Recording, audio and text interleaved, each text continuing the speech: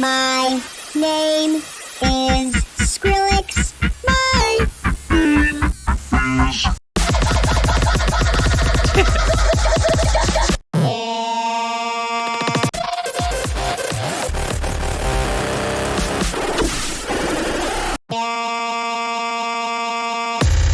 Okay, I haven't made any music lately, so I just wanted to be like, hey, I want to make some music, and what better way to do that than with a sort of remix edit? Why not do it with a 2010 Skrillex track? A classic banger, My Name is Skrillex, from the My Name is Skrillex EP, where Skrillex invented dubstep. My name is Skrillex. My name is Skrillex. My name is Skrillex. My name is Skrillex. My name is Skrillex. My name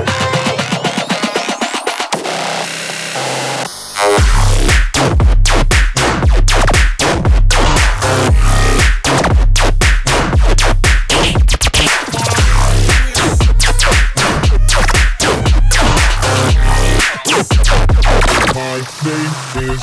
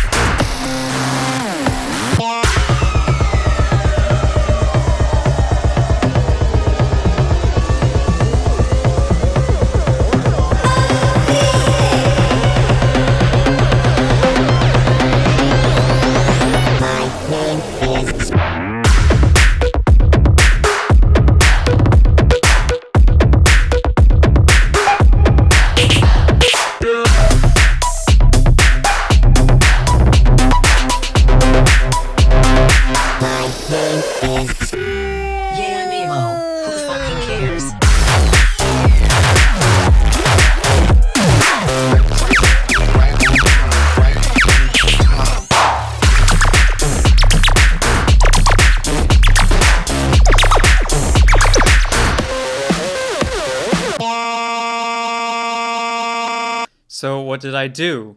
It's still the same tempo. So it still has that boom, ch.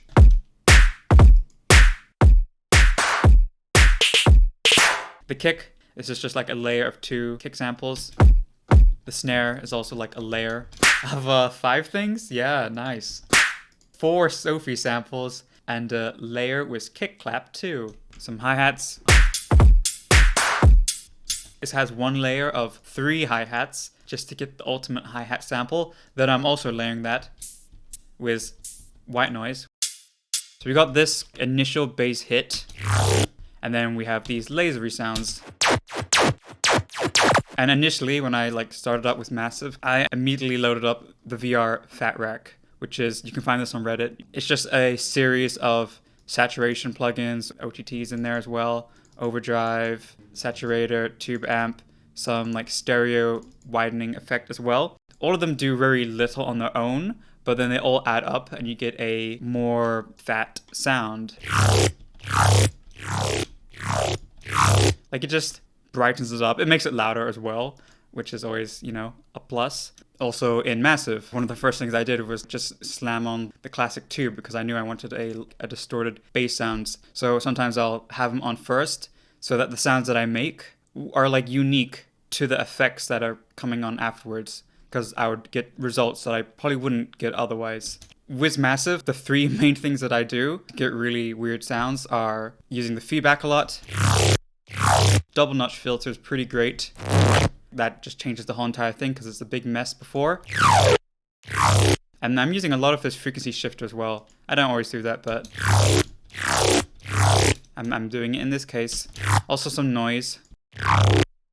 That's quite a big difference. It just has so much texture to the sound. Bit of dimension expander to make it wider. And that's pretty much it.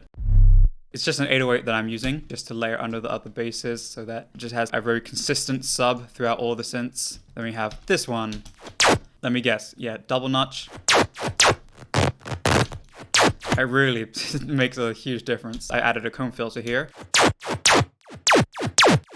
The initial sound, without it, it's very lasery, and then adding the comb filter on it just makes it really chorusy. A lot of the sounds that I have are very atonal. It's a C, C sharp, D sharp, but you really don't hear that those are specifically different notes going on. It sounds a little bit of a different texture from the higher notes, but you wouldn't be able to play a melody with that. The melodic content in this track comes from the sub, which, speaking of, I did an oopsie. Well, not really an oopsie, but I made the sub bass in C, so the track is in C, which is kind of a cue the quote about cardinal sins of EDM. The reason I did that is just because it fitted better with the original track. I did try moving everything up, but it just didn't sound the same. Whilst I wouldn't have ever advised making a track in C, I did in this case.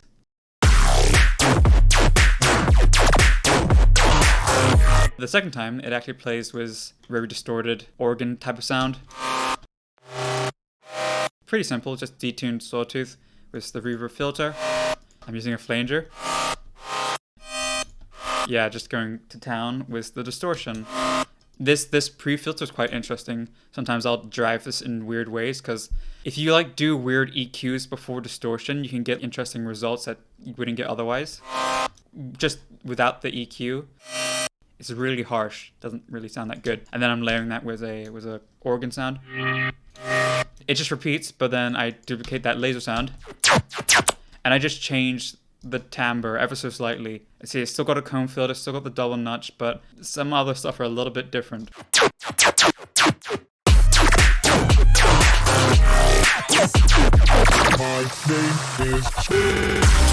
I'm using a lot of the original track, but I'm transposing it up and down using all these strange algorithms. I took other samples and I would pitch them down, stretch them out. I wanted to put more in, but they would just get distracting and kind of disrupt the groove. This next section, like the B drop, I guess, the most noticeable part are these really glitchy audio samples. I found funny. They were like really disruptive to the track. They throw the whole timing off because it's like so jittery and not like quantized at all. What I'm doing here is just I'm stretching the audio out. You have it warped and then you just need to like hold down shift and you can like stretch it out and all that sort of stuff. Messing with the grain size. And then I'm also pitching it up using a frequency shifter. So it gets higher in pitch. And I added these weird glitchy sounds.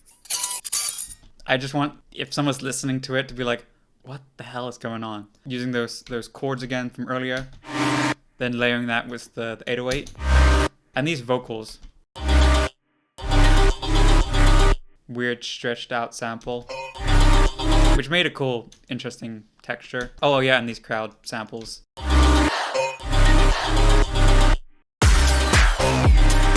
I'm also layering this whole section with this downlifter, and then I'm reversing it in the second half. I wanted to layer over these text-to-speech vocals. My name is Skrillex. Because they just sound so cool. My name. Kind of sounds like the hazmat suit from Half-Life. Critical failure. That's just also just stretched out, like really grainy. My. But it just didn't fit, so I didn't use it, which is a shame because they're so cool. Then I got this weird squeaky sound again. Again, it's really similar to that other one earlier, that lasery sound, except I'm not using the comb filter this time. Also with the frequency shifter, I bet. Yeah, that's having quite a big impact.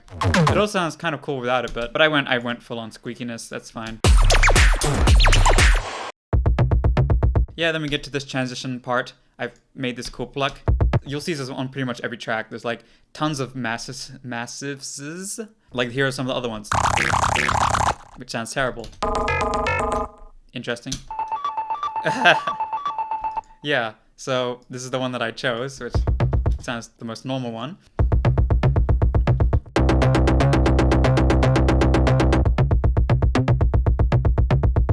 It was very dry though, so I added this extra delay that has like a really short delay.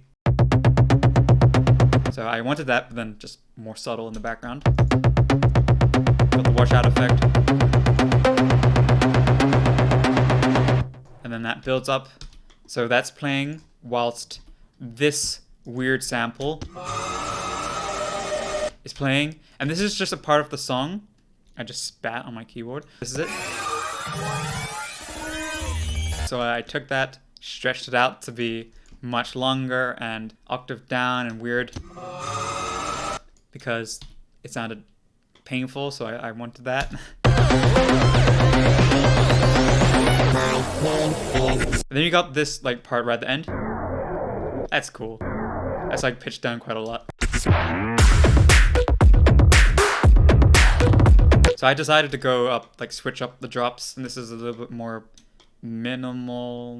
This is just an evolution of this synth, but then somehow managed to make it a bit more like weird. Okay, so that filter is important. Then layer that was these weird plucks.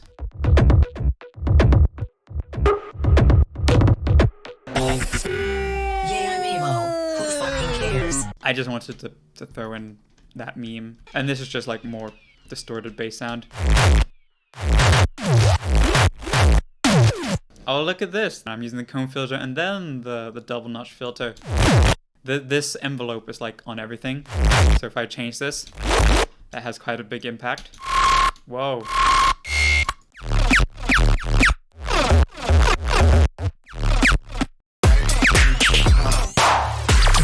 And then I'm just reusing the blip blip blip squeaky thing. What better way to end it than by once again screwing up the sample, so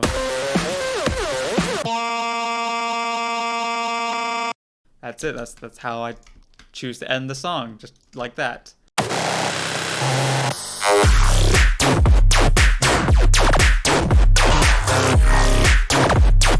If you have any questions, I guess you can like ask me in the comments or something. Hey, wouldn't it be cool if I streamed again? Yeah, that'd be cool. Working on a new how-to, completely different to this. It's not gonna be what you expect.